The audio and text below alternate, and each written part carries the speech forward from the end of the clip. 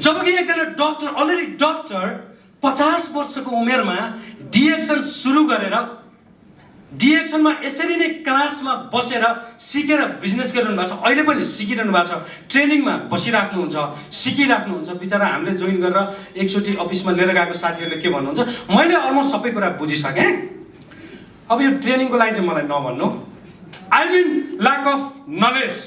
हामी कहाँ छौँ? अर्को कुरा हेर्नुहोस् है, यो हुँदाहुँदै पनि अर्को कुरा के छ त भन्दा कतिपय अवस्थामा डिएक्सन गर्न हामीलाई गाह्रो भएको छ। यो सबकोर्स हुन्छ, मलाई पनि हुन्छ। डिएक्सन गर्नको लागि छुट्टै सोच चाहिन्छ, विभिन्न कारणहरू छन्।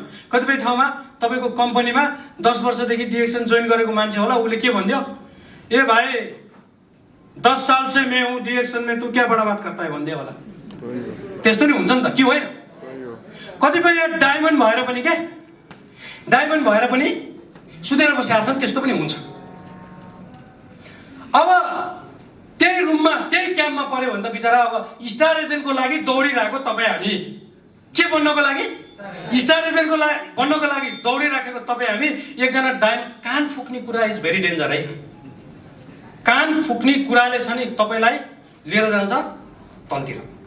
कुनै पनि कुरामा रुममा हो जसुकै होस् के पल्लो बेडको मान्छे यो मान्छे त अलिक खत्तम छ भने त्यतिकै जान्छ कि मान्छे हो यो खत्तमै छ भन्नेतिर जान्छ। हेर्नुहोस् है, सो कम्पनीमा डायमन्ड भएर बसेको मान्छे, अब डायमन्डले के भनिदियो, स्टार चाहिँ हुनको लागि कुदिरहेको मान्छेलाई, भाइ तिमी भर्खर जोइन भएर मसँग हल्ला गर्छौ, म त डायमन्ड भएर छोडेको मान्छे हो भन्छन् क्या। यस्ता विभिन्न कुराहरू छन् नगर्नको लागि। यो कुराबाट बच्ने नबच्ने चोइस इज योर्स। अघि नै मैले भने सुरुमा त्यही भएर भने you want be a passive or you want be a passionate, choice is yours. तपाईँ के बन्न चाहनुहुन्छ? किन भन्दा तपाईँले गरेको कुरा तपाईँको घरमा भित्रिने हो, तपाईँको समस्याको जिम्मेदार तपाईँ हो, सफलताको पनि जिम्मेदार तपाईँ आफै नै हो। सो उहाँहरूको मैले थोरै कुराकानी गरेँ। अब कमिटमेन्ट इन इमेजिनेसन मैले चाहिँ के हो भन्दा, अब यहाँ कतिपय अवस्थामा कस्तो छ भन्दा मैले डिरेक्सन गर्नै पर्छ, म डिरेक्सनबाट सफल हुनै पर्छ, मैले डिरेक्सनबाट पैसा कमाउनै पर्छ, मैले डिरेक्सनबाट देश विदेश घुम्नै पर्छ, मैले डिरेक्सनबाट मेरो फ्यामिलीको स्ट्याटस चेन्ज गर्नै पर्छ भन्ने सोच नभएसम्म के हुन्छ भन्दा सामान्य सोच छ भने मैले मान्छे भेट्छु तर के गर्छु मान्छेलाई भन्दिनँ क्या। किन भन्दा मेरो सोचै पैसा कमाउने, अगाडि बढ्ने, व्यक्तित्व विकास गर्ने, देश विदेश घुम्ने छैन। मलाई मन परेको छ, युज गरिरहेको छु, ठिक छ भनेर तपाईँले ब्रेक लगाउनुहुन्छ। राइट र रङ हो नि? मैले यो काम किन गरेँ? हरेक व्यक्तिलाई म भन्छु, व्यवसाय होस्, राजनीतिक दलका मान्छे, कुनै पनि पेसा व्यवसायमा लागेको मान्छेलाई म गर्वका साथ छाती ठोकेर direction is one of the best profession, यदि तपाईँले गर्नुभयो भने तपाईँलाई राम्रो हुन्छ भनेर म हरेक लेभलको मान्छेलाई भन्ने गर्छु। रिजन के हो त भन्दा मैले डिरेक्सन गर्नै पर्छ भन्ने सोच मसँग थियो र सँगसँगै मसँग सरकारी जागिर खाने सोच पनि थिएन, खेलाडी बनेर पैसा कमाउने सोच पनि थिएन, सम्भव थिएन। आई मिन सो पहिला यो सोच बनाउनै हामीलाई समस्या हुन्छ क्या। ए म त खाइरहेको छु, ठिकै छ, के गर्ने भन्ने हुन्छ। त्यसबाट एक स्टेप उठेर डिरेक्सन मैले गर्नै पर्छ भन्ने सोच नभएसम्म हामी डिरेक्सनमा अगाडि बढ्न सक्दैनौँ। एकजना मान्छेलाई भिजन देखाउन सक्दैनौँ। सुरुमा बाँड्ने त सोच विचार हो नि, के होइन? त्यो सोच, त्यसपछि आज मैले डिरेक्सन गर्दा जीवन सजिलो हुन्छ भन्ने कुरा इमेजिनेसनको कुरा। इमेजिनेसनको कुरा म यहाँलाई एउटा जोड्छु। What is mean by imagination तपाईँले प्रष्ट रूपमा बुझ्नुहुन्छ। म सेल्सम्यानको काम गर्ने, गाडी साडी पनि भएको, गाडी साडी भएपछि एयरपोर्ट जाने आउने काम धेरै हुन्छ है। समीर सर कता हुनुहुन्छ? तपाईँ नि गइरहनुहुन्छ है, कता जानुभयो? मलाई नि बोलाएको बोले कोही नेपालबाट आउनुहुन्न, कोही जानुहुन्न, ल सर मलाई पुर्याइदिनु पर्यो।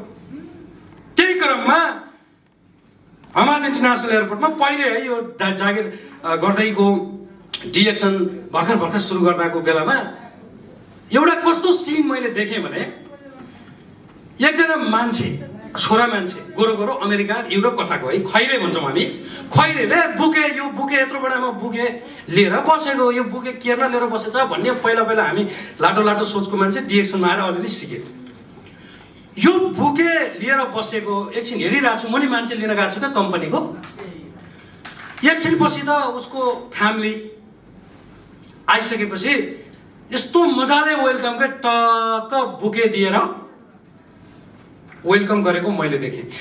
मलाई मनमा के सोच आयो भने डिएक्सनमा यो अवसरहरू छ, यताउता घुमघाम गर्न पाइन्छ, कफीको व्यापार गर्दै जाँदा मैले त्यति बेला एउटा इमेजिनेसन के बनाएँ भने म पनि एक दिन मेरो फ्यामिलीलाई एयरपोर्टमा बोलाउँछु थ्रु डिएक्सन। यसैको खर्चले हुन त यहाँ धेरै फ्यामिलीहरू हुनुहुन्छ, आउनु भएको छ, हामीले फ्यामिली लेडिजहरूलाई सम्मान पनि गऱ्यौँ।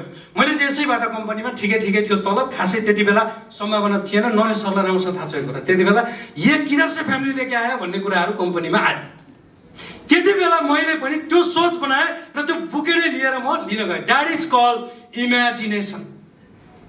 तपाईसँग त्यो इमेजिनेसन हुन जरुरी छ। म एक दिन एउटा स्पिकर बन्छु, म नेपालमा गएर इन्कम गर्छु, म डिएक्सनबाट एउटा छुट्टै नाम पहिचान बनाउँछु भन्ने त्यो चिज चाहिँ तपाईँले देखेको हुन पर्छ। यो गरिसकेपछि हेर्नुहोस् है, हामी कतारमा छौँ right? Qatar is a best market for डिएक्सन। I travel Malaysia, I travel Dubai, I travel Dubai, Europe. मैले हेरेँ compare to Dubai big city. Dubai कस्तो भने तपाईँको दुबईबाट अल इन जान 3 घन्टा 2 घन्टा लाग्छ, तपाईँहरूलाई राम्रोसँग थाहा छ होला। यहाँनिर हामी अलमोस्ट 1 घन्टामा सबै ठाउँमा पुग्न सक्छौँ। मेट्रोको राम्रो सुविधा छ।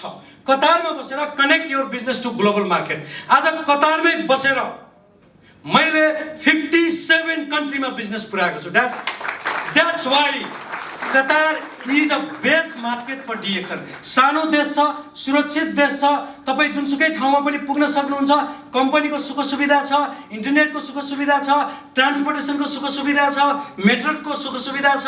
यो चिजलाई युज गरेर तपाईँ कतारमा